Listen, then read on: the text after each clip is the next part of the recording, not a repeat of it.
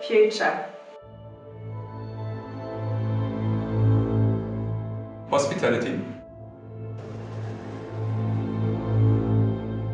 Sustainability.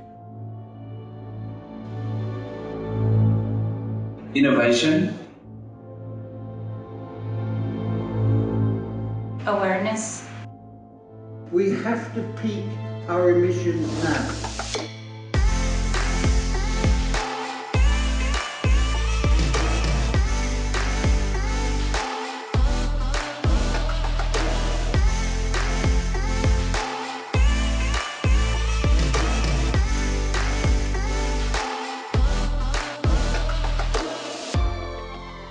The Sustainable Development Goals are vitally important to the future of humanity. And there is no magic solution. And we have to work together in order to deal with it.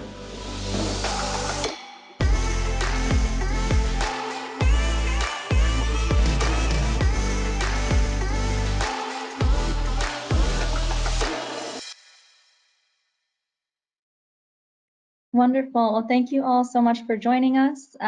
This is an industry regenerated roundtable, and so this will have two parts: a panel discussion and then a roundtable. I'd love to ask if our roundtable participants could switch off their videos for the moment, and then we'll cue that back on when we get to that portion. My name is Cassia Patel. I'm the program director for Oceanic Global, a global nonprofit focused on ocean conservation, but more importantly, behavior change within both the individual and the industry realm. And here we'll be talking a lot about how the hospitality and tourism sectors can be pioneering best practices, specifically with regards to reducing plastic and waste in the time of reopening during COVID-19, which poses a whole new suite of challenges. With that, I would love to invite the poll questions. We have some intro poll questions to break the ice, and so would love to have those introduced. And I'll pass it over to my co-host here, Andrea from the Roches team. Thank you so much, Cassia, and once more welcome to everybody to this virtual roundtable as part of the Shiften Festival 2020, an industry regenerated. My name is Andrea Chakravarti. I'm the Dean of Students, a member of the Executive Management Team, and responsible for the crisis communication here at the Roches Montana. And it's a real pleasure to welcome all of our attendees, specifically our panelists and speakers who are here with us today, as well as the entire audience. And we'd love, of course, to find out who is our audience, if that's possible, to put up the results of the poll already. Fantastic. So we have a great mix of students, our hospitality industry representatives, as well as a range of other participants. So thank you so much to the entire audience for being here with us today. And really just for us, it's really important to maybe set the context once more of why we're talking about this discussion of how we pioneer approaches in this context of COVID-19. And if we look back, in a way, the state of the current hospitality industry, obviously coronavirus has induced a global crisis, a crisis that has no borders, a crisis that impacted billions of people, lives and economies, and the society that we live in. And specifically, the impact on the hospitality and travel industry has been, of course, profound and is still unfolding in many of the regions in the world, be that the United States, Brazil, India, but even across Europe, as we can notice. And to give an example, for example, in India, the potential job loss in terms of tourism and hospitality has been estimated at almost 70% of the potential industry workforce. So it gives us an idea of the dramatic impact that this can have. And given this great impact, there have been also shifts in the priorities that we could notice. From long-term strategy, all of a sudden there's a focus on short-term survival. And we noticed this when globally business owners, restaurant owners, hospitality professionals all of a sudden had to adapt their operations to match the short-term COVID-19 crisis. And at the same time, we do notice as well that large international organizations, or such as the EU as well, have actually not lost their focus on sustainability. They focus that after the post-crisis, post-pandemic world, there will be a relevance of sustainability, and that it shall not leave this focus. So today, in a way, we want to understand how can innovative approaches support the hospitality businesses in a safe and sustainable reopening of the industry. And in order to understand that, I'll be handing over to Kasia, who's going to share with us more in depth the impact on sustainability. Absolutely. Thank you for that opening, Andrea. I think really important to ground it in that understanding, and definitely conscious and recognizing what is ongoing in the industry currently. I think as all can share, this past year has been one of surprises and certainly a lot of opportunity for growth and challenges to overcome. With this discussion, we will be specifically honing in on the issue of plastic and waste and how to overcome that throughout reopening to COVID-19. And so with that in mind, we'd just love to share that since March, as the pandemic was rolling out and breaking out across the world, we've actually seen an estimated increase in single-use plastics consumption of 250 to 300%. So this is significant, and this is coming through all sectors, but including food service, including packaging. And people are receiving at home, but the industry is a part of this. But what is hopeful, and as we're talking about, the title of this session is an industry regenerated, to keep the focus on what is hopeful and what is optimistic. And you'll be hearing a lot about solutions today, which we're really excited to share. And what's also hopeful is the demand for change, particularly among young people, as we do tailor this to a La Roche student crowd today. 6 in 10 respondents under the age of 30 say that the priority for them in a post-pandemic recovery should be restructuring society to deal with challenges, including inequality and climate change. And so for me, this is very hopeful to hear that even in the midst of these challenges and in the midst of this pandemic, it is still a priority that as we reset and build back, that we do so with intention and take advantage of this opportunity that for us to reset, to rewrite standard operating procedures, to do so and to integrate projects that have been on the back burner perhaps for a while, and to make sure that as we rebuild, we're doing so in a way that's sustainable for ourselves financially, as well as for our planet and human health.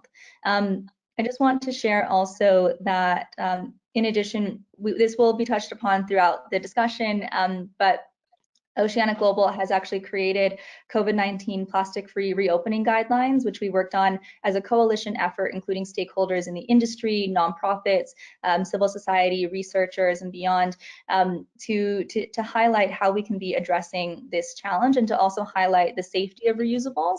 And what's also wonderful is that there is a letter, a statement that has been signed by, at this point, over 130 public health experts, virologists, epidemiologists, and others from over 18 different countries that endorse the safety of reusables. So this is something that has been now more fully embraced by the community, and many government regulations are following suit already. So there is a lot, while there is a lot of information out there, there is also much that can be reassuring as we do learn more about the virus, how it can be prevented from being transmitted. And there still are many ways to make reusables an opportunity, as well as other sustainable practices when it comes to food serviceware and disposables. So just wanted to highlight that, and we'll be sharing those resources in the chat with all for you to explore.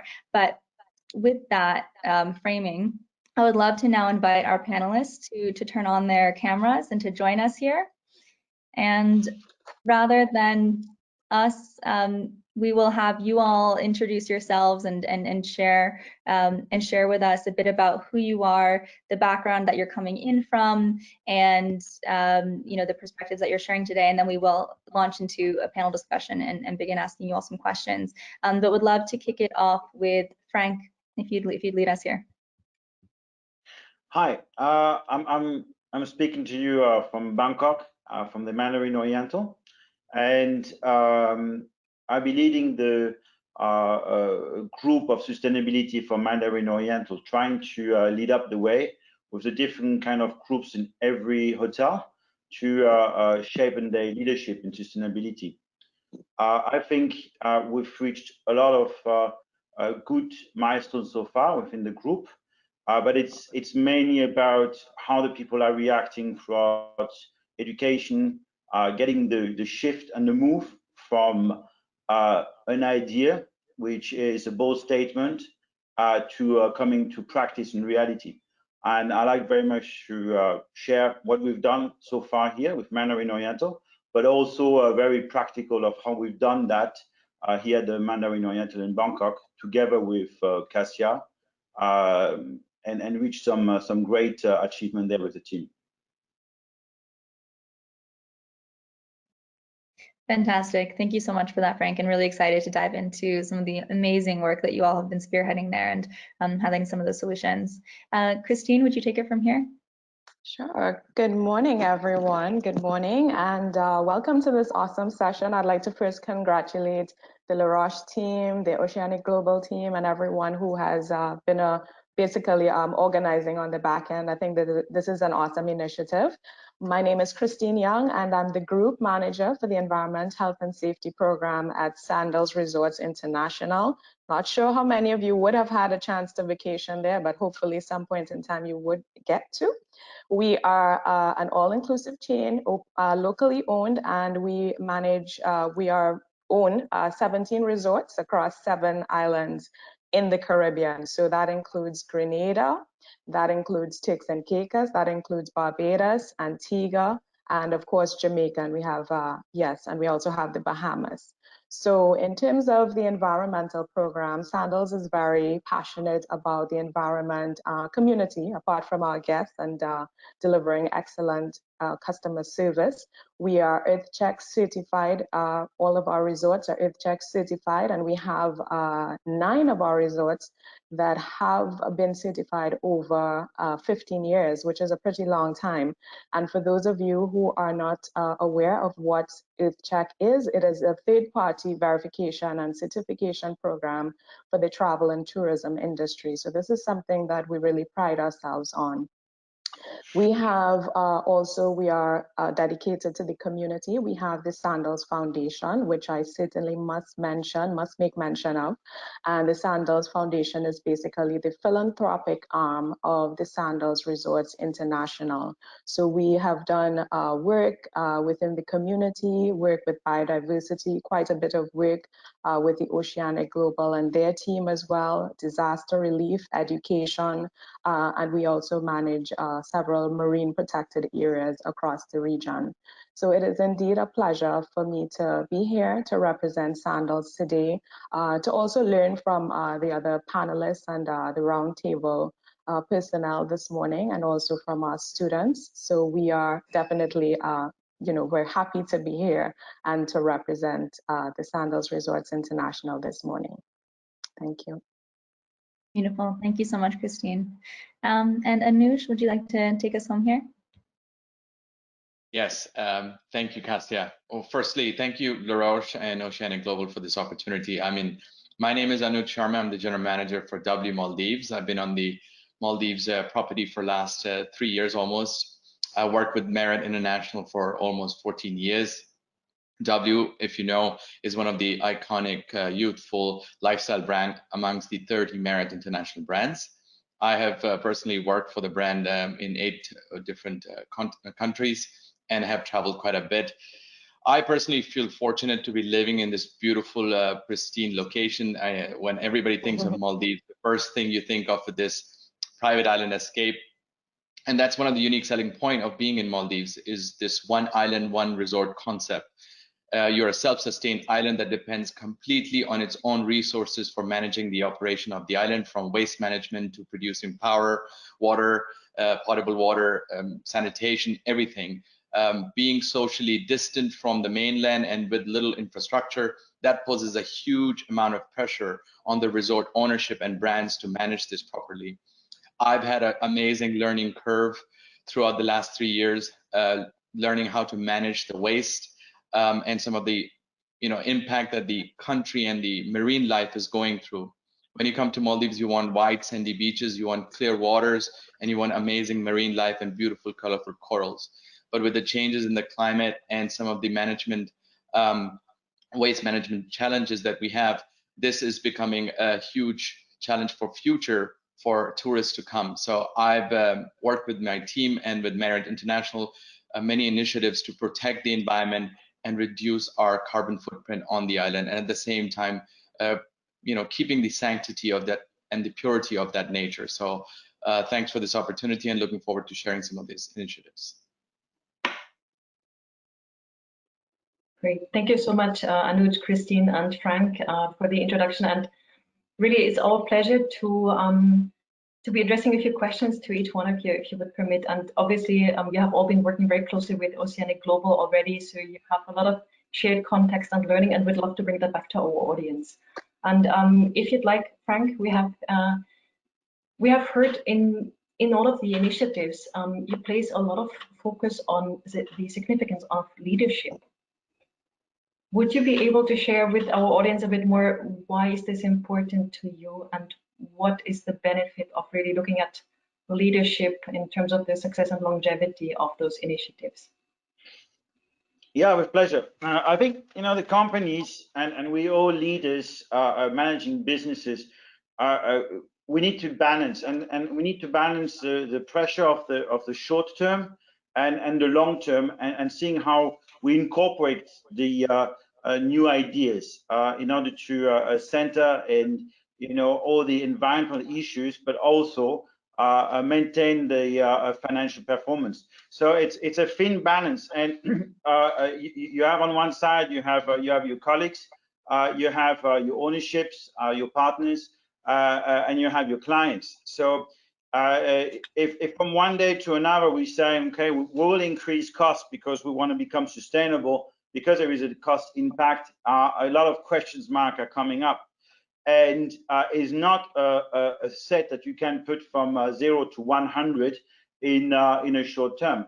There is a process which needs to go through. And I mean, from my experience, it all started with the colleagues in the different hotels from Mandarin Oriental, and getting a group of people which lead the way. But as much as I try to first implement things and getting standard operating procedures out and so on, I very quickly understood I had to rip up the thing and say, okay, let's start all over again, and to start to think about ourselves. What are you as a person before you start to lead the way to anywhere with people on your back and wants to follow you. So simple things from asking questions to the colleagues of what is it for them to be sustainable, and what is it for them that they like to make their own change about their own life. So some of the colleagues said, okay, I will stop eating beef, I will do some bold statements. And this is where it came, and that's where it started. And then afterwards, of course, there's a lot of different kinds of commitment from people, which afterwards we streamline and we say, okay, let's start with 3 or 4 targets that we want to reach. So of course, like everybody else, we start with single-use plastic and take that away. Well, it took really a year until now, where we're really getting to the last item into the store, in revamping absolutely everything from every restaurant, and getting our brain into how do I find the clean film? Where do I find this? And it's only by searching more and more and getting to get the help. And this was or from Oceanic Global, or from WWF, or from local suppliers. We started to have the same vision, that we were able to go to this transition. And afterwards, once this step is done, then it goes very quick, where you start to have people which they want to have in the canteen vegetarian options. They want to have things which is going to be organic onto the menu, and then all start to fall into a big puzzle, because I don't have to tell the chef that I need to have 6 or 7 vegan option onto the menu, or we need to check that the seafood is complying with no modern slavery, or is coming from good source. It all starts to fall out together. From my own experience, is trying to get, first of all, the people to think about what do they want to do as a transition. And I have a couple of examples where I had to take very hard videos showing to the colleagues into the ballroom, and videos of birds dying throughout eating the plastic, and going around community and saying, okay, we're going to collect all the garbage around the hotel. So I don't know if you know the hotel, but it's in front of the river, which is called the Chalfoun River. You have full of plastic, which is floating there. So we went on barges. They were collecting one day as much as garbage as we could, and then we were separating plastic to normal waste. And then really understanding, okay, the waste that we're producing was more than 40% by putting at weight. And this is where people started to think. And it's once the people are having this mind shift that the domino effect starts, where the power is there, while you may have as a leader the vision of become sustainable, but then it comes very natural where people say, okay, initiatives of having different trash bins, different colors, different, and then the other one says, okay, I have this at home, I have that, and it all comes one where there is a global understanding, and there is no fight anymore. And what I find remarkable is that in our industry, we most of the time we're like, oh, we have all our secrets of how do I do, certain kind of operational details that I don't want my competition to know, or I don't want them to know my strategy of how I'll be attacking a certain market, attracting another one. But there was sustainable, which is amazing, that it's free to talk to the neighbor and saying, you know what, I got this product, just get it as well. And it's a different dynamic in doing business, because you're willing to share. So it's not a selfish way. So in terms of motivation for colleagues, in terms of motivation from guests, like simple things of a little card and saying, if you want to leave anything behind you, I'm not the lost and found, I will give that to charity organization. They get into the game, they start to put things together, and sometimes you have a little envelope and they put a little bit of money.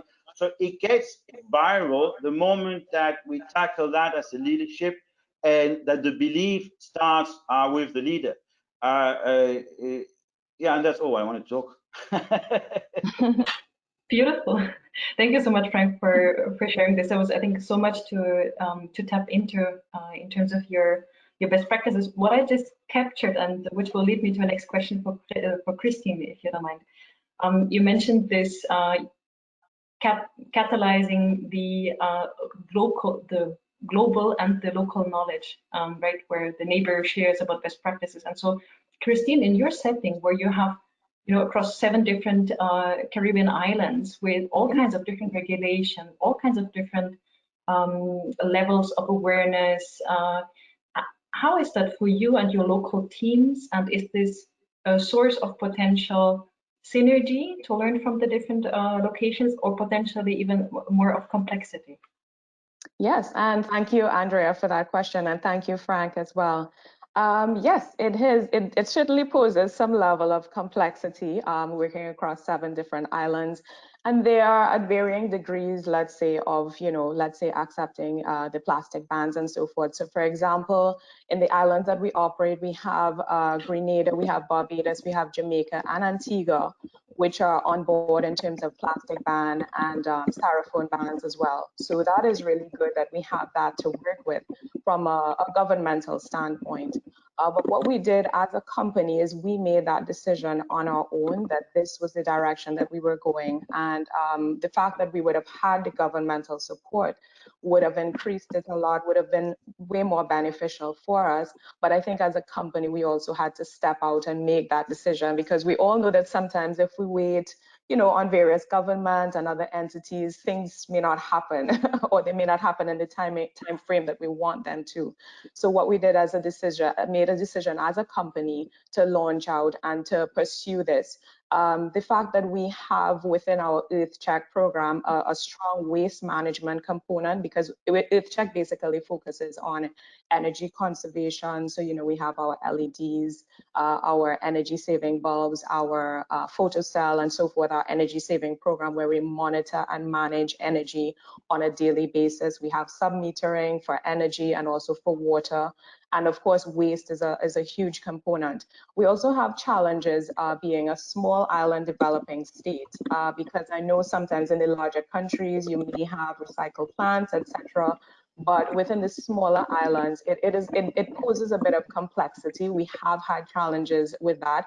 With, for example, we have had, I know in Jamaica and also in Antigua, we've had recycle plants that have been, you know, up for a couple of months, and then they may have had financial challenges, so they may have had to shut down, which would have posed a little bit of a challenge for us as small island developing states.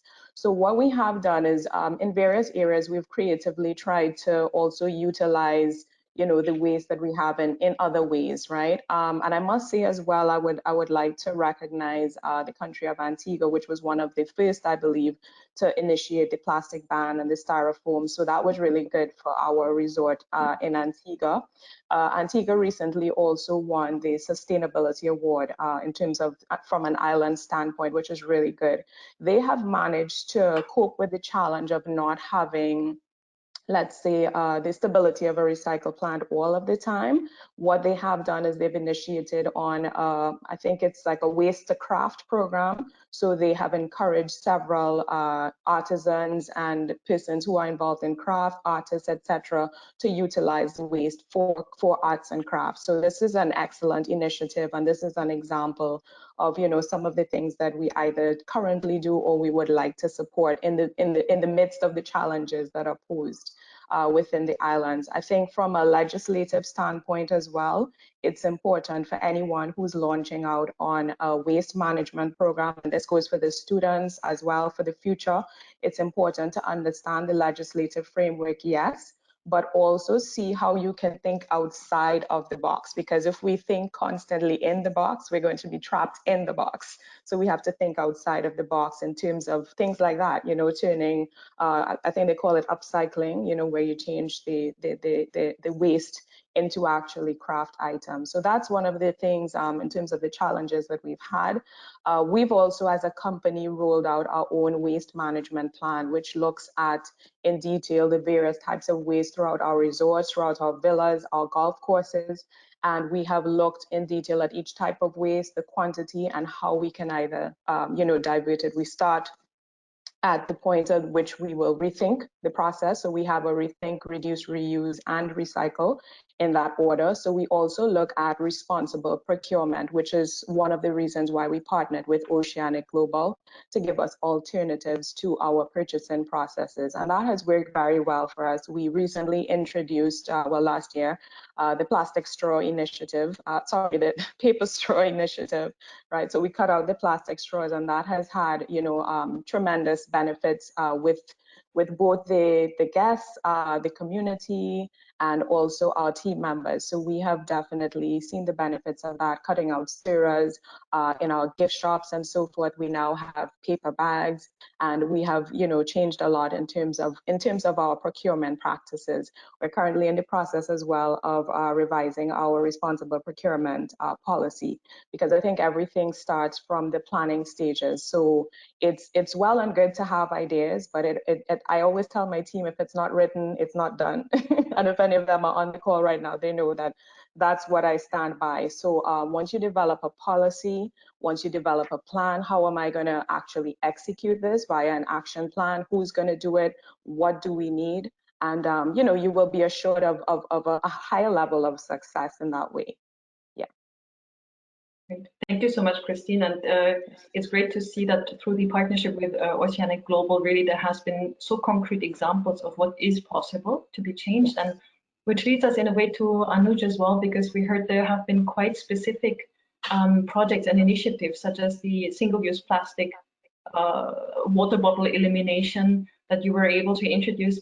And can you share with us a little bit, what exactly did you do? How did you make it convenient for the guest? How were you able to implement that? Thanks, Andrea, for this great question. So, as I mentioned originally when I was introducing that we're a one island, one resort concept like many other in Maldives. There's about 130 luxury resorts that operate in such fashion. That island needs to rely on its own resources for all the operations. With no running water directly coming into your island, you must rely on bottled water. My property has been in operation for almost 14 years. And for the first 12 years, 13 years of our operation, we've been purchasing more than 250,000 bottles per year of plastic water bottles.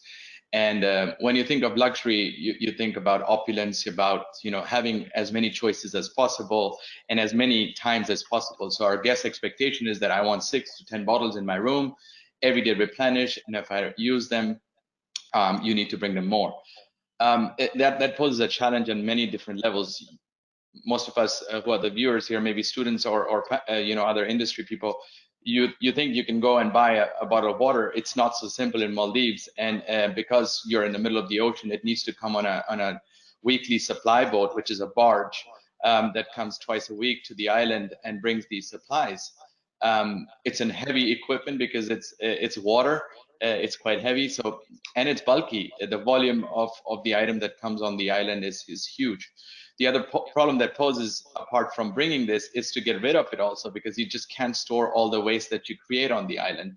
And because the volume of the bottle is huge, we needed to find a better solution for the island. And one of the solutions was we already had a reverse osmosis RO plant that is using the saline water, the ocean water, and converting that into our showers and water that comes into your tap.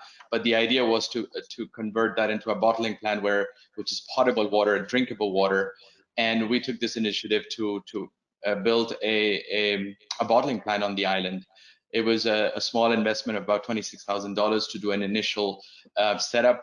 It was a completely simple manual mode where we were able to produce clean water and then have glass bottles that are refilled with a sanitizing station and a specific washing machine built by a certified operator to reuse these bottles and supply to the guest rooms.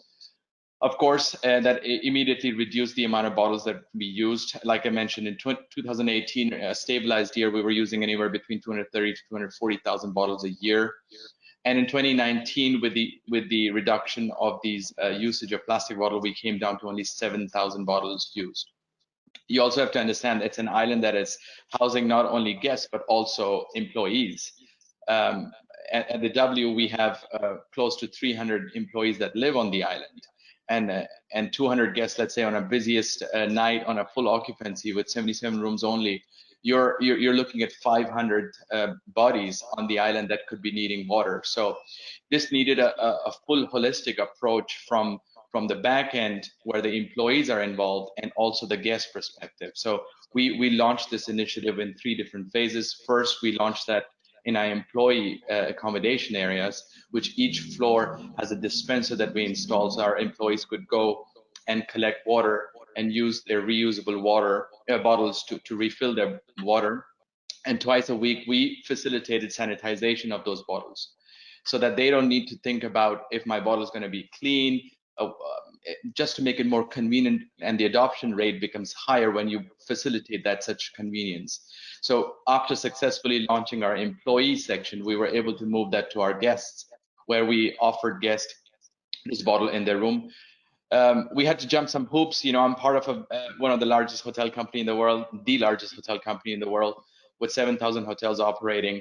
And we have brand standards. And one of the most common thing is the amount of water that needs to be in the room, and what type of water needs to be in the room. So one of the challenges that we faced was to go back to our brands team and say, look, I think doing the right thing is important. And this is a huge part of this community that will have a huge impact. So we needed to jump some hoops and getting approvals and making those brand standards to adjust, and which Merit obviously obliged and helped us to redo all our standards. And we implemented it in our guest rooms, and our guests loved it. We in fact took it to the next level, where we added a sparkling version of the plant as well, where we wanted to make sure that the guests many of our guests would say, you know what, you only have still water, I don't like it, I want sparkling water. So we were able to provide a sparkling option also to our guests. And obviously it has made a huge impact in our island. Guests love it and has reduced our waste also on the island. So that was a great success story. We were able to recover the cost within 1 year. In fact, within 10 months of the implementation. So from the financial perspective also, let alone the sustainability part and helping the community from financial perspective also, we were easily able to show our owners that it makes sense to do the right thing. And we had a short turnaround and our ROI was less than a year. And we were able to show the numbers and a success story all in all. Fantastic. Yeah, thank you so much, Anuj, for sharing that. And I think what's also so exciting is the cost savings there. And yeah, so thank you so much for that. I know we've mentioned it a little bit briefly, just as a kind of an overview. There's been mention of the Oceanic Global's program, the Oceanic Standard. So just to share a little bit about what that means, we'll be diving into this a bit deeper in our keynote on Friday. So for those of you who are tuning in, please do join us then to learn more about the program. But in broad strokes, it is a way that we engage with businesses to help them eliminate single-use plastics, improve waste management, and then we do have a 4-tiered badge system, the highest of which is our plastic-free badge, which is awarded to businesses that fully eliminate single-use plastics. And we have been on this journey with both Mandarin Oriental Bangkok and with Sandals Resorts at all 19 locations to target that plastic-free badge. And we've been in touch more recently, but look forward to collaborating there. And so just wanted to share that framing. And with that in mind, Franck, I'd love to turn it back to you actually. And I love what you've shared about leadership. One anecdote that you shared with me also is that in starting from the source, you then open up the opportunity and possibility for so many more projects and programs. So once your team is on board, they begin to create new initiatives.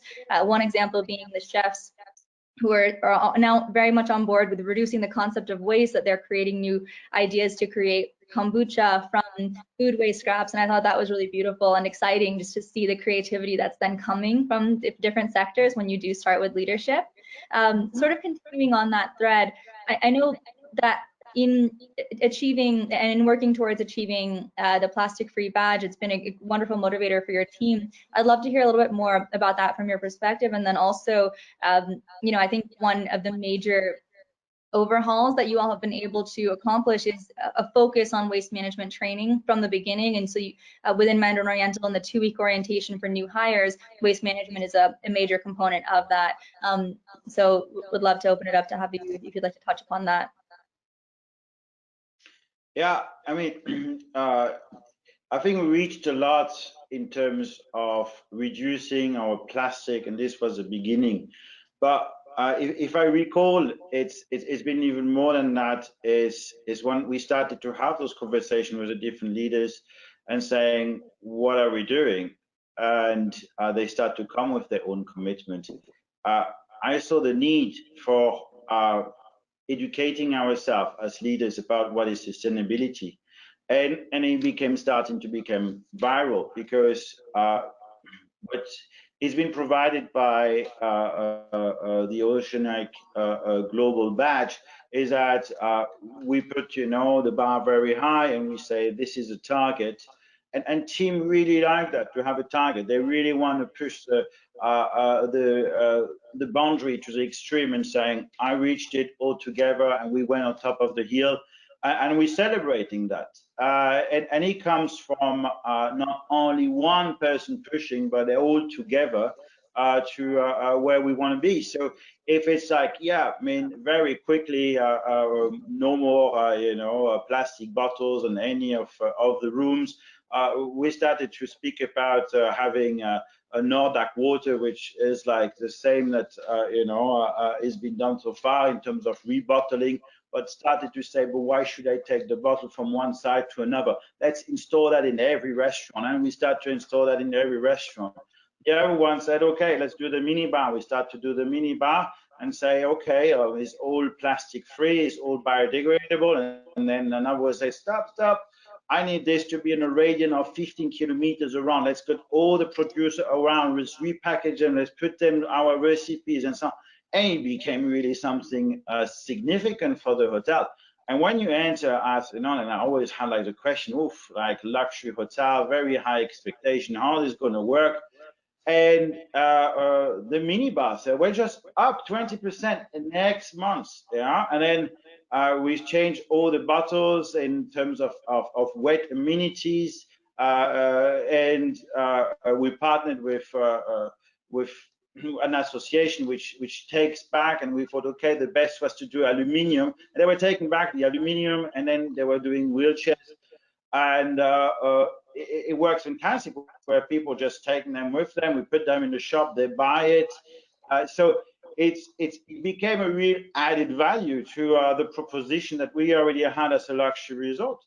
And it's just a bit started to and I could, you know, put hundreds and hundreds of initiatives, because it's just went from their own will, and that's what I think is beautiful. And it's beautiful to sometimes ask for some help and getting some guidance, and having a target as a team in order to reach somewhere.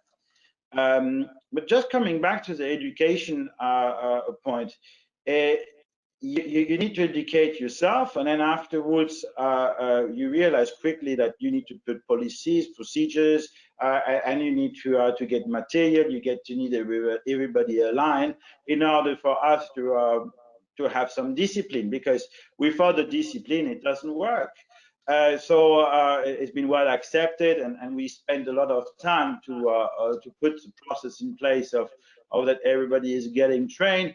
But also when new people arrive, they get just straight on into the program. They get all the modules done. I know exactly who's done which module, and then we are able to speak the same language. And then I think that's very important, that we speak the same language at a hotel level. And I push myself to say, okay, go somewhere else, try to read, try to learn. And I was on Friday, I was invited by an MBA student in sustainability. And I thought, I know my stuff. And I just start to speak, and they start to ask me questions. And there I fall nearly out of my chair, where they said, whoa, one moment, you know, you're a hotel. How are you sustainable? People are flying to your hotel. Woof. Okay, this is starting. And then afterwards, they went on, what are you using? Are you using concrete to do your hotels? And then they really challenged me, and I loved it, because, you know, this is what it is about. It needs to become viral, where you think you are on a pedestal. And I'm so happy with the team that we are getting this badge of sustainability from getting a milestone together. While, you know, actually, when you speak to other people, they're getting educated, and they're getting critic, and they're pushing the bar even higher. And that's what I find good, because I feel that the next generation of leadership, they're already on top of their game. So the shift is there. There is no way that this is getting stopped by anyone. And it's very encouraging to see that colleagues come and say, I want a job with you. I say, why do you want a job with me? And then they say, you know, because you're doing the right thing. There is this and that. I've seen what you're doing. I want to work with you guys. I was just, wow.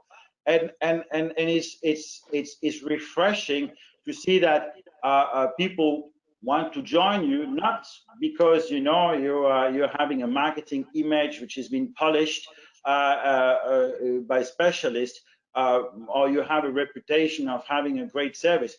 They're joining you because you're doing the right thing, and then they're not following brands anymore. They're following your ideas and what you're fighting for. So if inside of your statements and your practice, you always have to do the right decision, you know, with like, oh, you need to make profit.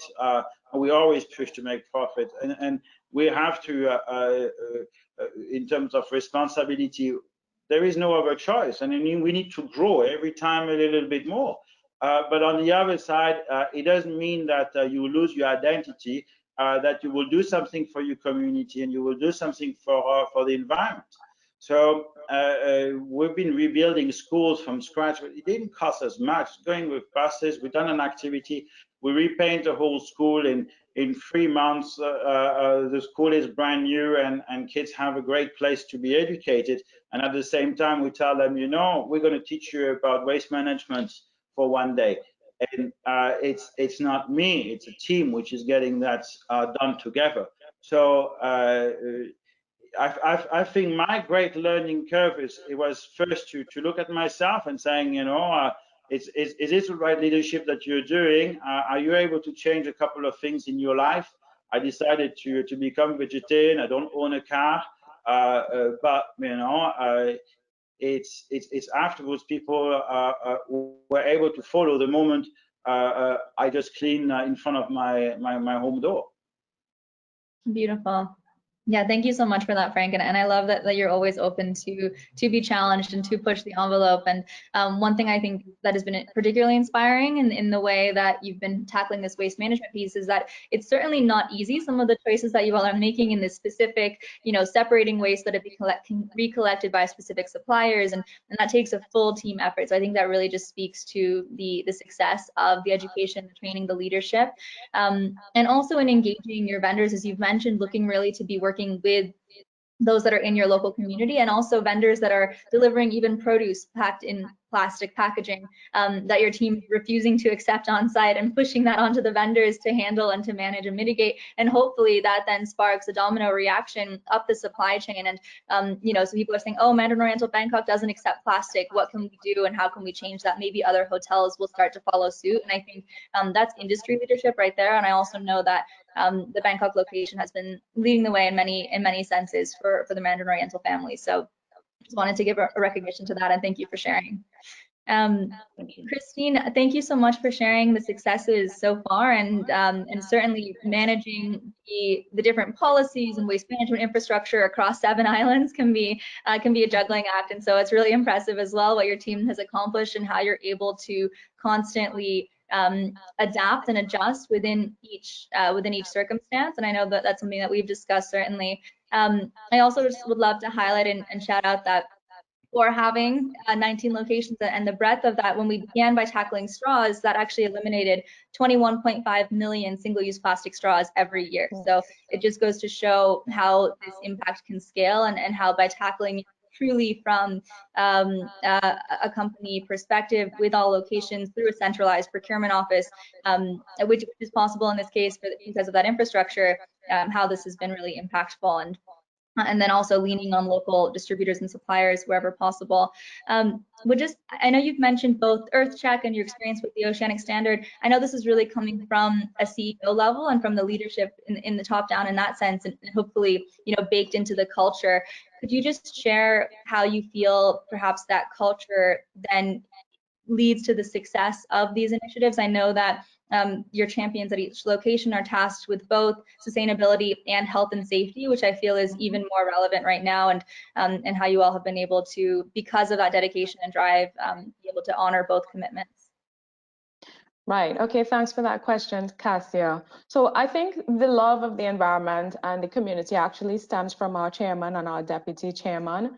So that's one of the pillars, you know, basically of Sandals. So sustainability is something I think that has been ingrained from the inception of, you know, of the resorts, right? So as you mentioned, EarthCheck is the certification program that we have signed up with. It's a third-party verification. So what they do is they actually do on-site audits every year.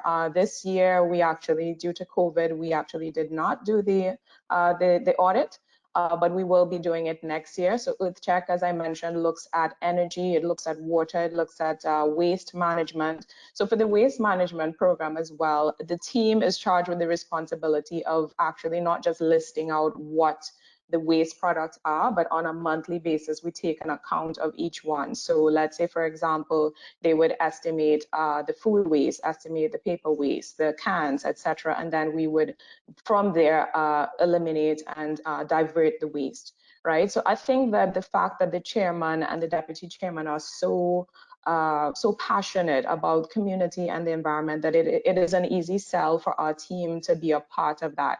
We also see the benefits because our guests actually come in with that same love, you know, love for the culture, love for the community, love for the environment. And we have found that in cases where we have maybe arranged, let's say, cleanups and so forth for our team members, that the guests actually want to be involved, which is something good, and which is something that we are looking to harness, within the next year. So we also participate in cleanups as well on an annual basis. Actually, we had a cleanup at the Sandals Montego Bay yesterday. So they were with their masks, just out and about on the resort, just clearing up and doing what they need to do. So I think, and this is something that we didn't mandate that team to do. So, I just want to give that team a shout out as well for taking the initiative, because of course, as we could appreciate, this is not an easy time for any of us in the industry, but to take the time to be passionate about it and to just continue. So how it works for everyone, for the benefit of everyone, is the EarthCheck program mandates that we have an environmental team at each of the resorts, which is charged by the Environment, Health and Safety Manager.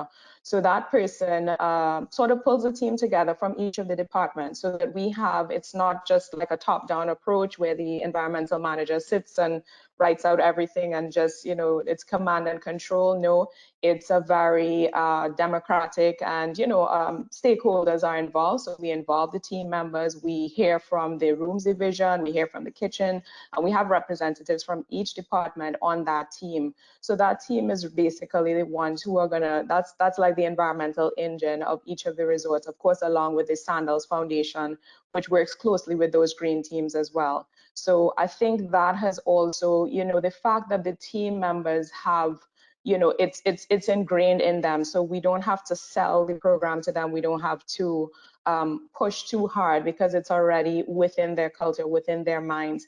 And even as Franck, I think, mentioned in terms of orientation and new persons, we also have that when we have the onboarding process. So they are aware that Sandals is governed by the sustainability, the pillars of environmental sustainability, financial sustainability, and social sustainability. So they come in with that awareness, and they have that knowledge from very early on. I just wanted to also touch on the fact that Franck mentioned the stakeholders and, us, how we feel about sharing information.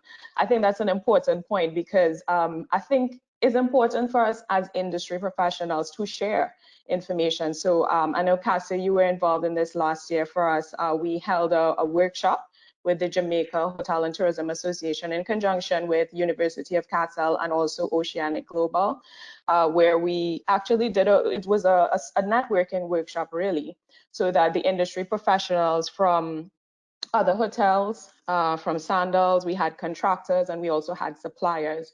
So because a lot of times we kind of ignore the suppliers, we focus just on the waste contractors and the actual users. But we also, took the time out, and we even had, I think we had some teachers, and we also had some artists.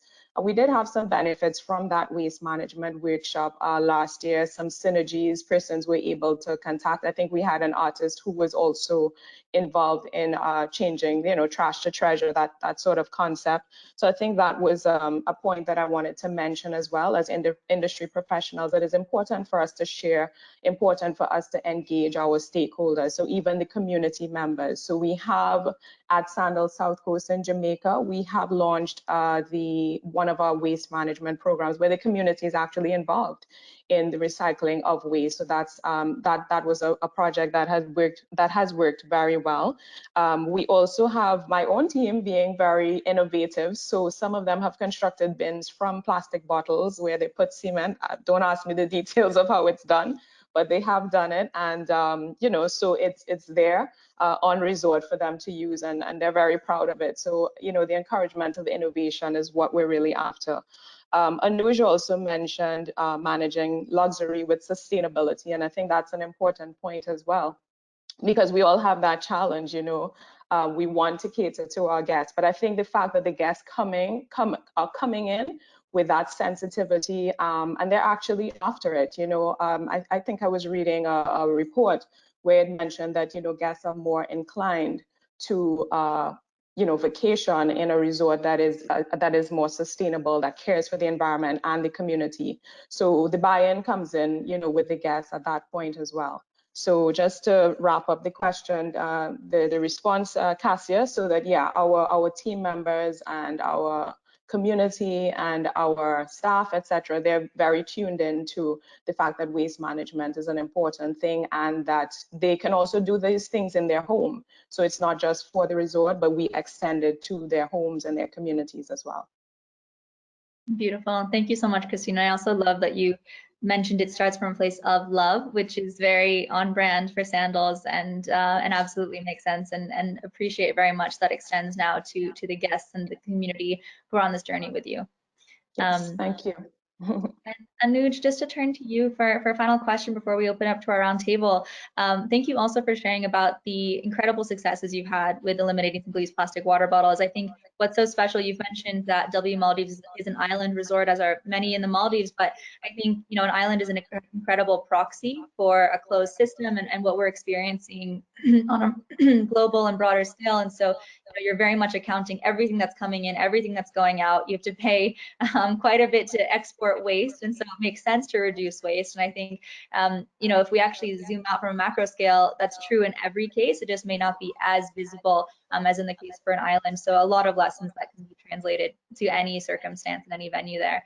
I would love to just ask you, as we do think through this concept of reopening from COVID-19, I think that your team has made a lot of effort to ensure that these solutions are still you know, hygienic and meeting health and safety standards, including sanitization methods for the glass bottles. I was really blown away also by another solution you put in place at the airport lounge, where food needs to now be packaged, but you are using this paper resin packaging instead of single-use plastics, and just, you know, being very firm that this is your brand, this is the standard that you're holding up to, and making it work, whatever the challenge is, making it work. So if you wanted to share a bit about that, I think that mentality is fantastic.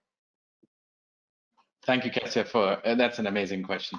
I think there's a misconception that sustainability is expensive. I think the first step is that we need to make that commitment, that the cost of that commitment is the biggest hurdle. If you commit to that goal and then you get everybody behind it, like Christine mentioned and Frank mentioned, there's so many stakeholders. We're in the business of making money for our owners, right? Hotels need to make money to run the hotel. At the end of the day, all our stakeholders, including the owners, the guests, and our employees, need to be balanced. So having a common shared goal and a commitment kind of fixes that first hurdle. And then comes the second part of education and awareness. To give you another example was that we employ a third-party company that runs our water sports. So they have boats and huge yachts that go out in the water and you know, provide activities. And how do you change their mindset, saying, you know what, you are no longer going to use these plastic bottles, and you're going to adapt and learn from our system, and you are forced to change that. So my job as the operator of the island was to create all the infrastructure and support systems so their adoption is easier and faster. Forget the cost of it, because it's really the mindset that is the biggest hurdle.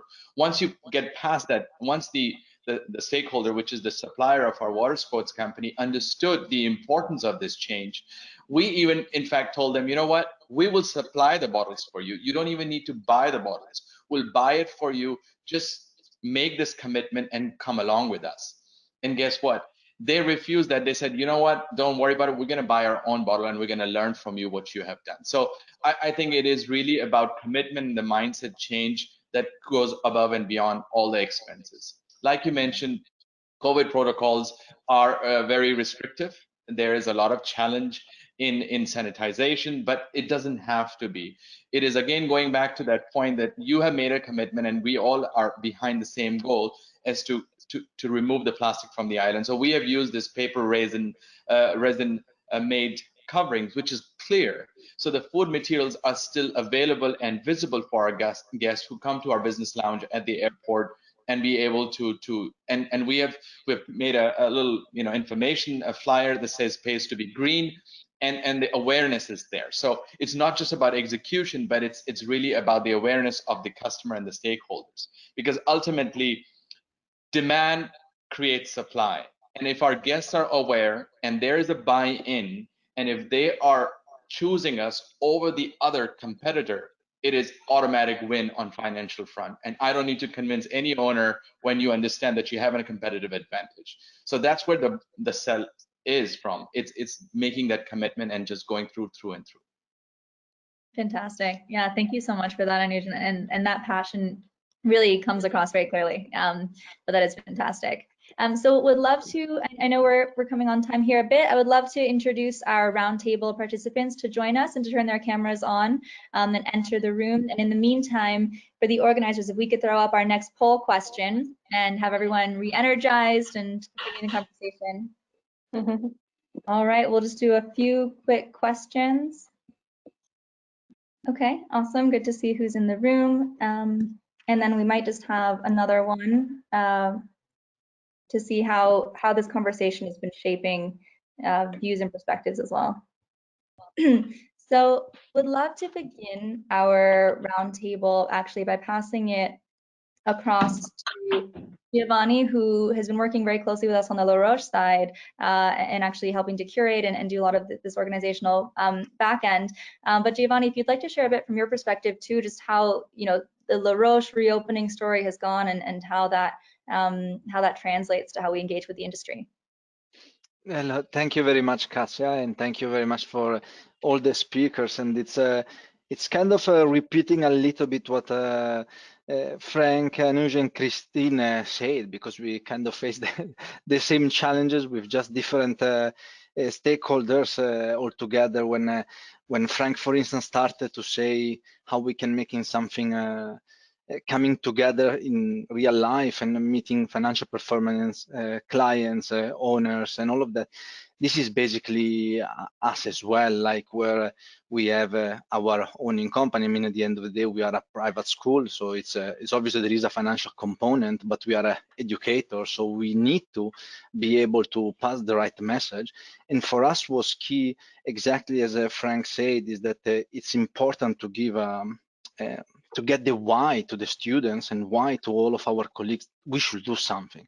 I'm a triathlete myself. I go through a lot of effort all the time, and I always think, why am I doing that? And I believe that if the why is strong enough, the how become easy. And for us as educators, it's fundamental to instill the right why in the mindset of our students. And as all Christine and Anuj said as well, it starts from us, from the executive management team, to the leadership team, to the heads of department, to the colleague. And when we all together live into that, we then are able to pass on this message. Obviously, it's also important for us to go step by step. I was looking with some numbers with Andrea on how many quarantine meals, for instance, we have served in the past 3 months, and we go a little bit above 10,000. So we can imagine in 3 months from we never had to do that before, to produce 10,000 meals and deliver those 10,000 meals. How can we do it in a sustainable way without having an incredible financial impact, obviously, because it's fundamental that we are able to see what can we do, and if we have an investment, what is the return on it? So to do that, and we started with also the advice of some of our colleagues that are a little bit more into the environmental and sustainability part. How can we do, and which kind of strategy we can apply to make sure to be more sustainable, starting from which material do we use to get the food out to our students, how we do create kind of recycling point in each of the quarantine building that we have, and which items can be used or not used. A very pragmatic example, in July when we reopened all of a sudden, we were using plastic fork and spoon. You can imagine Kasia and all the one working with Oceanic Global, how bad that is for the environment. And we start thinking, and we start putting a little bit our heads together. And now when we reopen for the second semester in October, for instance, we had our cutleries in each and every room, and our housekeeping team was able to clean it throughout the period by providing certain material to our students to self-clean it. And this already had a fantastic impact on the environment and on our reduction of usage of plastic. And so this were a little bit, I can go on and on as an Italian person and speak, but being mindful of the time, I would like to also get a little bit of the insight from our solution provider, but this was a little bit our story in a nutshell. Thank you so much, Giovanni, for sharing that. Fantastic. And I'd love to invite Herve, if you want to give a brief introduction and on your background into this world and any insights you have on our discussion today. Well, thanks very much. Congratulations to all the participants and to the attendees.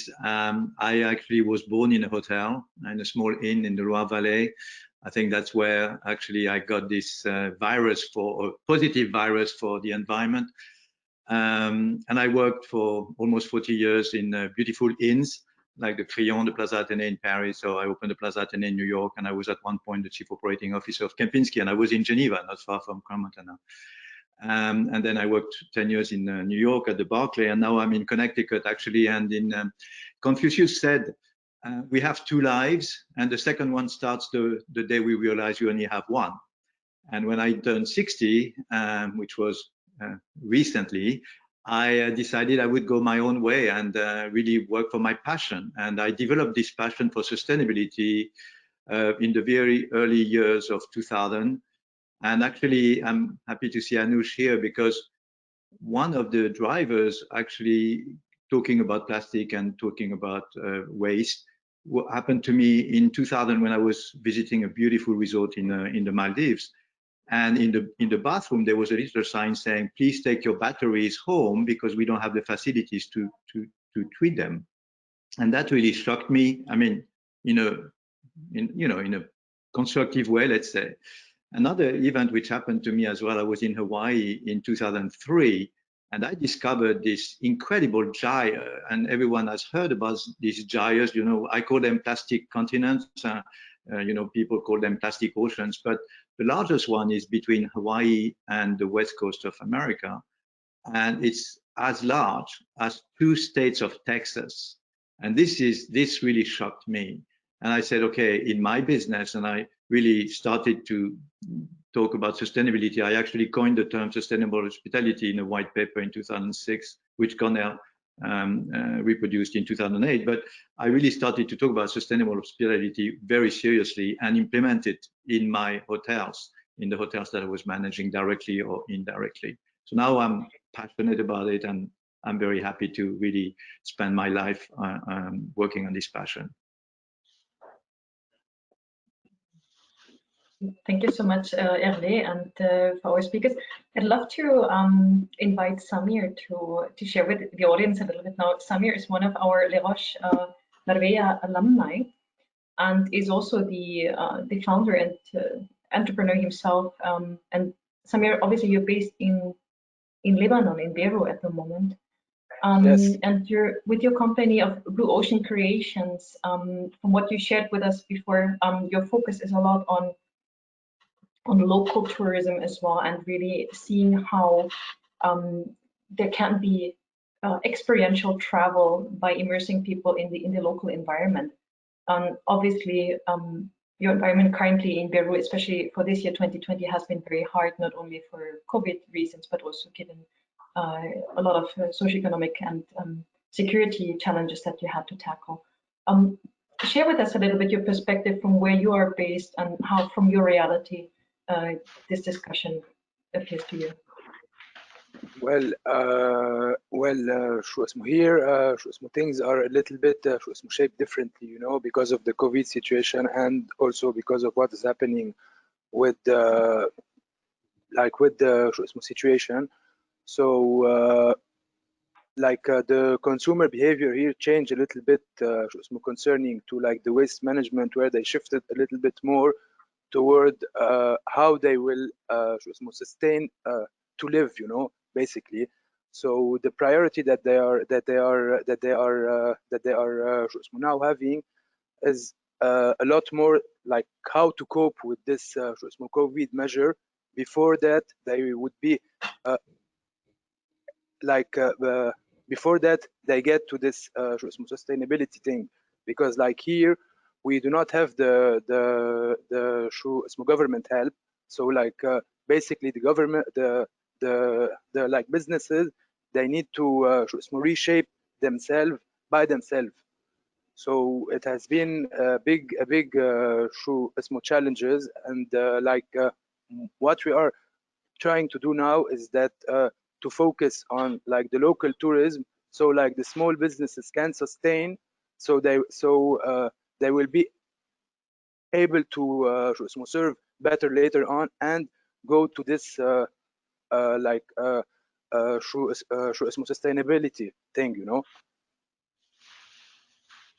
Perfect, thank you, Sam. So of course we acknowledge that there's a lot of challenges and probably resilience that the companies and people have to show in such a demanding environment such as you're facing at the moment. And from there, could we invite maybe Simon to share also from your experience as a hospitality professional? How does that all resonate with you? Sure. Well, good afternoon. Well, thanks to all of the panelists for very operational insight, and it's not that often we can see that much operational insight from the hospitality with concrete moves. Also, thanks to the organizer for having me here. I think it's an amazing opportunity to listen and to address also to the younger generations and people who will be leading this industry, particularly at this time. I got interested in sustainability, I guess around the same time as Herve, but the time I really clicked about it was actually meeting Herve after a competition that was run by the property I was working for at the time, which is Intercontinental in Montreal. And I wanted to make a point to see what was really sustainability in a hotel happening. And Herve Houdre actually made it concrete and solid. So that's where I started really and trying to dive into it and trying to implement sustainability in the hotel I was working for. And a few years later, and this is not the result of me meeting Herve actually, I decided to leave the hospitality industry in the private sector and join a non-profit organization. So I currently work for a non-profit which is French called the European Institute of Cooperation and Development, based in Paris, even though I live myself in the UK now. And we work mostly in developing countries, about 15 of them, and we run, among many other activities, hospitality training for very disadvantaged people. So we select people who are in deep social difficulty, who most of the time do not know anything about the tourism industry or the hospitality industry. And we train them, we get them to find a job. That happens in Vietnam, in Thailand, in Myanmar. That also happens in Madagascar, actually, in Lebanon, Samir. Also, we have programs there, short-term training. So that's what I do now. And a few things, maybe a short insight on what is IECD doing in hospitality industry and linked to the sustainability and the topic there that you guys have been talking about for a bit. We try to have a direct impact too with the students, with these youth, most of them being 18 to 25 years old. Being honest, when you are a non-profit organization like this, we focus so much on the social aspect that the sustainability and the environmental aspect of the sustainability was not necessarily the first focus. So we don't necessarily have this in our DNA, just like Christine and her team is having. We really had to rebuild on this and work on this. And we started with environmental audit. So we asked a specialized company to audit the different schools that we run. So we run hospitality schools and bakery schools also. From this audit, we managed to pull a good capitalization document, we could call it, basically an environmental guide that treats about energy saving, water, waste and pollution. And we proposed this for different schools that we have, but also to our partners. So we have about 20 school partners in Southeast Asia and in other countries. So we share these basically guidelines on how to operate basic but efficient and very operational advice on how to lead environmental issues and how to improve on environmental issues. The next step we do have now is from this environmental guide, producing training modules, education modules, and these modules will be rolled up in the different schools. So that, at our small small scale. That's what we're trying to do at this stage, knowing that we are aiming at developing other schools and other programs.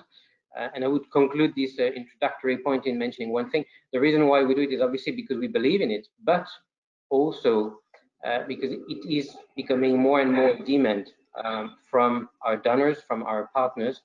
And that's certainly a question that we could be discussing, is what is the demand being in the private sector? Fantastic. Thank you so much, Samir, for sharing this insight. And obviously, Karin, we're very interested to hear as well from your side, from the as a solution provider, right? It's we hear a lot about the belief and our, in a way, shared values, what drives us to do that, but obviously it needs to be solutions that can also be implemented and need to be tangible. How do you feel about the discussion that we have been having so far? I'll pass over to Kasia and hopefully get back to Karin as soon as possible. Yes, absolutely. And Techting, please do let us know as soon as we have Karin online. Karin, feel free to try if there's any way to select microphone for settings, and then we'll jump back to you. But would love to just pose a question for all, and thank you so much for being a part of this. A final question as we wrap up, just to ask, what makes you hopeful? What are you optimistic about? And if there's a final note you would want to leave with the students of La Roche here, the future leaders of the hospitality industry, what is it that you'd share? And I know we're coming up on time here for the next session, so if you could keep it to 30 seconds or brief, and we'll get to everyone, that would be amazing. I'm just going to go in the order of how I can see everyone, and toss it to Anuj to begin. Kasia, 30 seconds. My final thoughts is that it can never be expensive to do the right thing. The wrong thing is the most expensive thing to do. Think simple, think local, and by creating purpose is what is going to lead the change. So the younger generation, or the next hoteliers that are coming out and joining the industry, we need to think simplicity, because doing the most simple thing has the largest reach and is easier to adopt. So I hope that would happen in the coming alumni. Perfect. Thank you so much. Giovanni? 30 seconds for me, challenging, but I try. And I will say, well, lead by example, and don't be afraid to ask. I mean, I love to hear a little bit of everything we have heard. I'm a former Ritz-Carlton person, and I strongly believe in best practices and sharing of those. So I remember when back in time we had it, and how properties between each other could have shared what they've done great and help each other. Ideally, I would love that all of this that we had today is shared amongst students and future leaders, and see that doesn't matter if you are from a company or another, you can ask, you can follow what other people have done, replicate, try, and get it done. Fantastic. Frank, like a popcorn round. Yeah, I mean, I think what Anuj said is supply demand. If people stop buying something which is wrong, then the solution is there.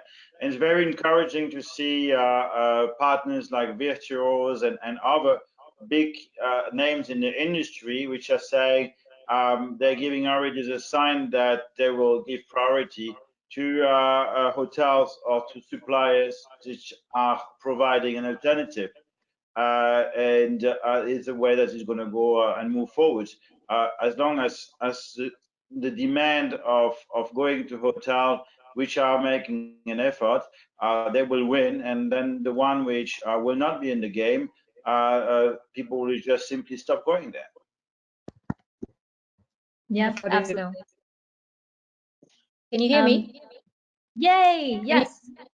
Sorry. Perfect. Sorry, Andrea, I come back to you. Please go for it, Karin. Can you repeat your question? It's so wonderful to have you still able to join us, Karin. So maybe if we could hear from you then both combined, how is your perspective from the solution provider, and what are the optimistic and hopeful outlooks that you want to give to the audience before we close the session very shortly? Yes, I started Ecovissa 5 years ago alongside the first Oceanic global event in 2015, and we started selling just paper straws, at the beginning. And the challenge we had, and I come back to Anuj's statement, is that most restaurants and hotel owners are looking at their EBITDA. So it's a cost question. But since we started in 2015, the prices have literally gone down to a quarter to what the price was previously in sustainable products.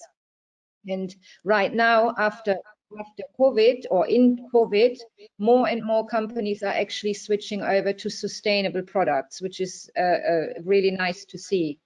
For example, in Ibiza, we have had many restaurants closed this summer. They were not allowed to trade or operate, but they offered the option of takeaway food to customers to call and buy food online and then have it delivered to their house. And many companies have now chosen to use sustainable takeaway solutions. So there's a very big change going on since we started till now. And like Anuj and like Christina, we are living on a small island and we're having loads of plastic waste issue problems. Yeah. Thank you so much for sharing that, and a story of hope too, Karin. Just continuing our final remarks and thoughts, Christine, would you like to take us from there? Yes, yeah, first of all, I'd like to thank yourself, Cassia, and the La Roche team, and it was great meeting everyone here as well. Just final notes in terms of hope.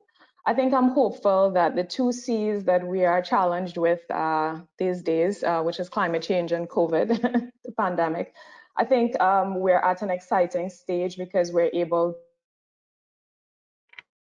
to, you know, make I think the world has finally woken up to the fact that these challenges are here with us, and you know, we're in a position now where more persons are alert to, you know, being open to the changes that that these things would bring. So I'm hopeful on that front, and I would also encourage the students to not just look for solutions, but to be the solution, right? Because it's easy to, I mean, if I look at my journey on sustainability many years ago, when I started off, and you know, it was not the popular thing to do. It was not the popular thing to study.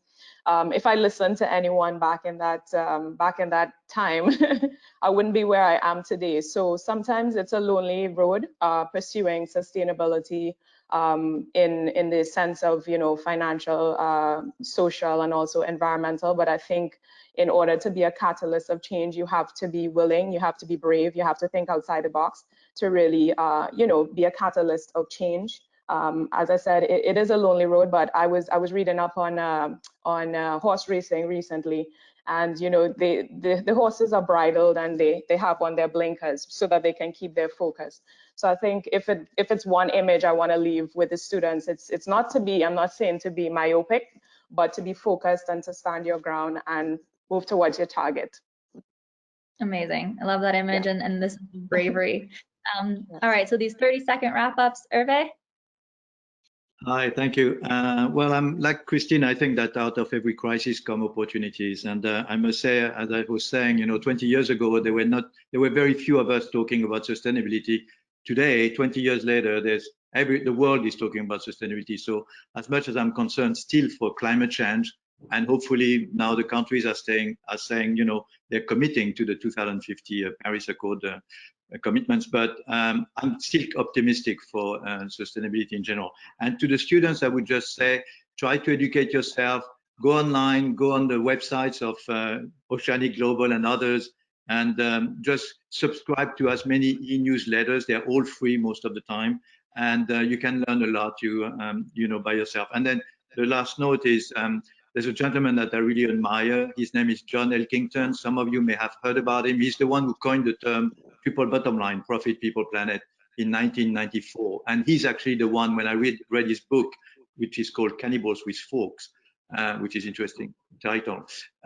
That's when I really realized that as a business person, I could really focus on, you know, making profit while taking care of the environment and the communities around me. He just wrote his 20th book, and that's my conclusion. I really encourage you to read it. It's called The Green Swans, John Elkington, and it's all about the triple R now. So he keeps the 3 Ps, but as well, he brings in resilience, responsibility, resilience, and regeneration. So it's all about the future. I love those new terms. That is beautiful and inspirational. Simon? Sure, yeah. What keeps me optimistic is something that I've observed recently is actually going to hospitality schools, some of them in France, some of them in Switzerland, actually, preparing similarly to Les Roches, the future leaders. And I have seen a clear increase in interest with very deep, insightful questions on what is sustainability and how does it work, and what is the job of the CSR VPs or CSR in charge in the hotel, and what is the work that we do as a non-profit organization. So that's keeping me very optimistic, because I agree with all of you, and very recently Herve and Christine. The landscape, the panorama is changing, and there is a massive opportunity there. And the last word I would have, once you guys have been reading the book of Elkington, you're going to start looking at very operational stuff. And one thing that I faced back in the days when I was in the private sector that didn't make it easy is that you didn't have that many partners available to implement sustainability in a hotel. And now there's so many of them flourishing everywhere, to include Oceanic Global, to include countless consultants and people that can accompany the process and advise you doing so. So I would say, indeed, you're not alone, but really not alone anymore. If you want to do something and have an impact, look at partners around, because there's plenty of people to advise and guide the process and help you flow and have an impact. Fantastic. The road might have been lonely, but it's growing. More people are adding themselves to the movement, which is amazing to see. Samir, any final thoughts? Final thoughts. Well, I think we should show the people how we should close their fears via marketing tools and marketing promotions. So like they know that we can like we have taken the measure necessarily, because like people don't really know what's happening like inside the job. So like basically we should show them that we are taking care of this, so they will be willing to come back, spread the word, and like the most thing that I want to say is that people should stay robust whatever has happened, because like this is the only way, and like this new word that you should just stay stubborn and you should do your thing, and if you have a higher purpose, that's the only thing that counts, maybe. Beautiful. I'd love to just jump back briefly to Karin, if you have anything that you're optimistic about. I think you've already shared with us some pieces of that, but then if there's anything you'd like to share also with students who are future industry leaders in the audience. For me, it's wonderful to see how the new generation and the students, particular who are also listening now, how to see how optimistic they are, and they are changing what we didn't know. They are actually taking on all what we are giving out, what Oceanic Global gives out, what we are showing them now. They're taking it on. They are sustainable, they're eating healthy, they're living much healthier than our generation knew, and that gives me hope completely. And great to see on Instagram how the children share it between them. So that's just my point. It's great to see, you know, I enjoy it. Fantastic, that's amazing. So I would love to, we do have a final poll, if the organizers could throw that up. And then in the meantime, I would say if there's anything I would add to all of that, it's just that each of us do have our own superpower, whatever realm we exist in, whether that's in the industry, whether we're artists, whether we're designers, whether we're teachers, educators, whatever realm you're in, there's something that you can contribute. And it's been really exciting to hear a diversity of that throughout this discussion, and whatever industry or business you're in as well, you can be that pioneer and influence and inspire those that are around you. In this poll question, we'd love to just capture if how this conversation might have changed your perspectives. Please do answer honestly. We'd love to learn from this. And I'll just say a huge thank you from behalf of Oceanic Global for the Roches team who have gone above and beyond to make this fantastic. A huge thank you to all of the speakers, panelists, roundtable participants, audience members for joining us for this really important discussion. This will be recorded, and I'll just take a moment to also share that for those on the line, right after this, there will be a session at 5 p.m. Central European Time, a masterclass on climate change and energy policy with Professor Veronique Bougnon, a co-founder and CEO of Clearly Energy at Johns Hopkins University. But with that, I will pass it off to Andrea for final closing. Fantastic, wonderful. Thank you so much. And maybe we can already view the poll results before we close our session. All right. Yay! Okay, so this is wonderful. So echoing what all of you have shared with us in terms of individual hope and optimism, we are very, very glad to see that our audience feels the same way, that there is a positive outlook despite the challenging situation that we're currently facing. So thank you for sharing these results. Echoing what Kasia mentioned, a very big thank you to all of our panelists and speakers, to our entire audience, to Oceanic Global, first and foremost, for really having been so active in our entire Shifting Festival, for Giovanni as well, who has been preparing all of these, the logistics and the content of this session, as well as our technical team behind. Students and all of us, we have learned that leadership and learning will or shall accompany us. So if you have the opportunity to join further sessions of the Shifting Festival, please do that. We'd love to hear more from each other, and let's keep learning together. Thank you very much. Have a lovely afternoon, evening, or morning, wherever you are. Thank you. Thank you. Thank you. Thank you. Ciao, guys. Thank you.